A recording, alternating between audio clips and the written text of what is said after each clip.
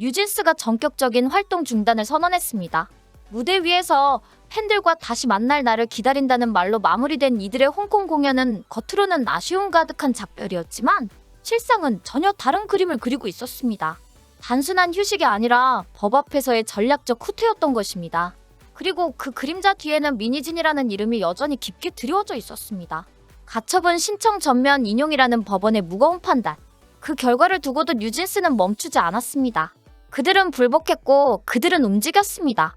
뉴진스는 법원이 계약 위반 소명 부족이라고 판단한 그날 그 결정을 존중한다고 말하면서도 신뢰는 이미 무너졌다며 이의 신청을 냈습니다. 그리고 이틀 뒤 그들은 타임즈 인터뷰를 통해 한국이 우리를 혁명가로 만들려 한다며 법적 판단을 사실상 부정했습니다. 여기서 질문을 던지지 않을 수 없습니다. 대체 이들은 누구를 향해 싸우고 있는 걸까요? 법입니까? 대중입니까? 아니면 스스로의 그림자와입니까? 가장 황당한 건 이 모든 드라마의 뒤편에서 미니진이라는 인물의 민낯이 다시금 드러나고 있다는 점입니다. 고용노동부는 그녀에게 직장 내 괴롭힘으로 과태료 처분을 사전 통지했습니다. 사과할 기회를 수차례 줬음에도 거부한 채 피해 직원을 오히려 고소했던 미니진. 그리고 지금은 억울하다고 항변하며 법리적 오해에 운운하고 있습니다. 법원과 노동청 모두 오해하고 있다는 주장입니다. 마치 모든 사회 시스템이 자신을 억누르고 있다는 피해자 프레임, 어디서 많이 본 듯하지 않습니까? 그 피해자 프레임을 지금 뉴진스가 고스란히 따라하고 있습니다. 우리는 혁명가, 한국 사회의 현실이 실망스럽다. 이 말은 단순한 감정의 토로가 아니라 명백한 프레임 전환입니다. 자신들의 계약 위반을 정당화하고 법적 판단을 구시대적 통제로 몰아가는 전략? 문제는 이 프레임이 점점 위험한 방향으로 흘러가고 있다는 것입니다. 대중과 팬들마저 법과 질서, 상식에 반하는 언행을 응원하게 만드는 이 감정 정치의 무대. 정말 이대로 괜찮은 것일까요? 그리고 이제 또 하나의 쇼가 시작됩니다. 뉴진스는 가처분 인용에 불복하며 이에 신청을 했고 그 신문 기일이 4월 9일로 예정되어 있습니다. 그보다 먼저 4월 3일에는 어도어가 제기한 전속 계약 유효 확인 소송의 첫 심리가 열립니다. 즉 앞으로 최소 1에서 2년은 뉴진스와 미니진의 법적 공방이 이어질 수 있는 상황. 그리고 그 과정마다 이들은 또 다른 인터뷰를 하고 또 다른 피해자를 자처하며 또 다른 무대를 준비할 것입니다. 법이 멈추라고 명령한 무대 위에서 이들은 잠시 쉰다고 말합니다. 하지만 그 쉬는 시간 동안 미니진은 괴롭힘 프레임에서 빠져나갈 길을 모색하고 있고 뉴진스는 이의를 제기하며 법과 정면으로 충돌할 채비를 하고 있습니다. 활동 중단 아닙니다. 이것은 완전한 전투태세 전환 법적 후방 작전일 뿐입니다. 지금부터 우리는 이의 중 플레이를 하나하나 뜯어봐야 합니다. 뉴진스는 왜 이의 신청을 통해 시간을 벌고 있는가?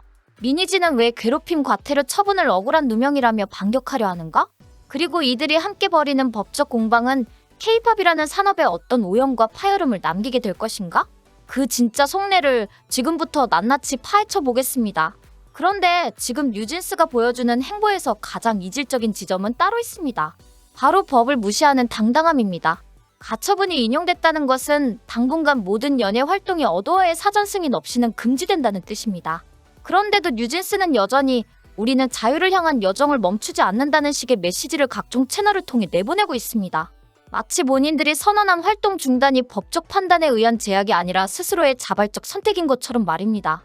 이는 대중의 눈을 흐리게 만드는 의도적인 포장일 뿐입니다.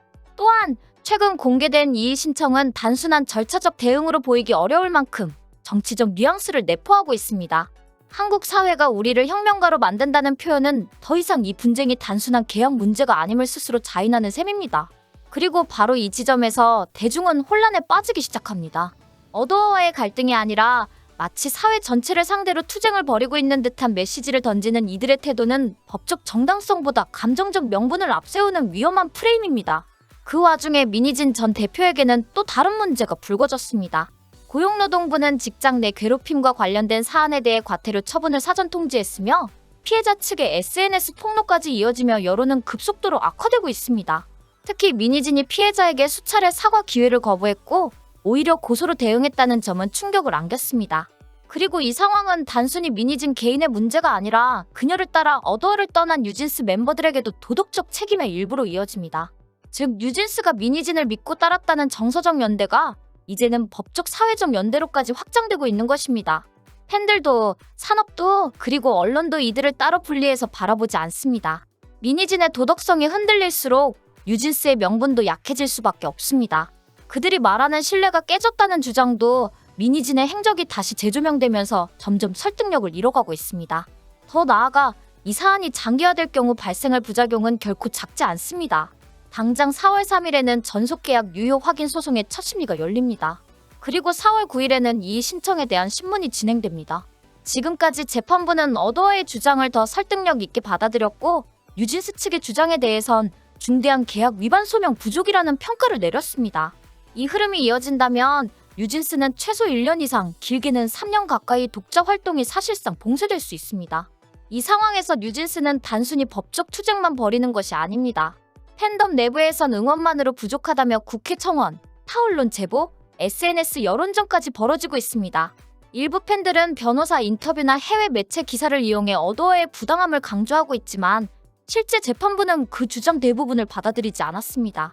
결국 이는 감정과 사실이 엇갈린 지점에서 더욱 위험한 이중 구도가 형성되는 상황입니다. 그리고 이쯤에서 우리는 다시 질문을 던져야 합니다. 뉴진스가 정말로 원하는 것은 무엇인가요?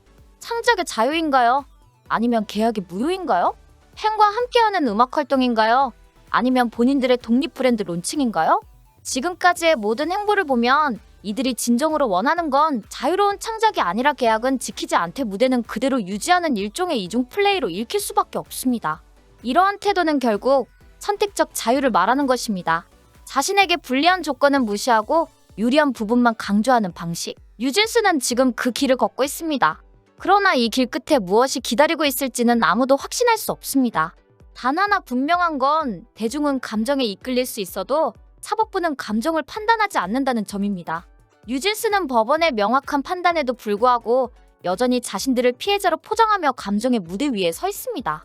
하지만 이 사태는 단순한 감정 싸움이 아닙니다. 법과 계약 그리고 산업의 신뢰가 걸린 문제입니다. 신뢰가 무너졌다는 말로 모든 책임에서 벗어날 수는 없습니다. 민희진 전 대표의 직장 내 괴롭힘 과태료 처분 역시 뉴진스가 따르고 있는 인물의 실체를 다시금 되돌아보게 합니다. 그를 중심으로 한 독립선언과 지금까지의 일련의 행보가 과연 정당한 판단이었는지 묻지 않을 수 없습니다. 팬들은 아티스트를 지지할 수 있지만 무조건적인 감정적 동조는 결국 그 아티스트에게도 해가 될 수 있습니다. 창작의 자유는 계약과 책임 위에서만 존중받을 수 있습니다. 뉴진스가 지금 선택해야 할 것은 여론이 아니라 법적 사실이며 피해자 코스프레가 아니라 성숙한 태도입니다. 법이 멈추라고 했을 때는 돌아볼 필요가 있다는 신호입니다. 진짜 혁신은 책임 위에 세워질 때만 의미가 있습니다. 더 이상 혁명가라는 환상 뒤에 숨지 마십시오. 지금 필요한 것은 반항이 아닌 정리이며 회피가 아닌 해명입니다. 시간이 흐를수록 팬들은 더 이상 침묵하지 않을 것입니다.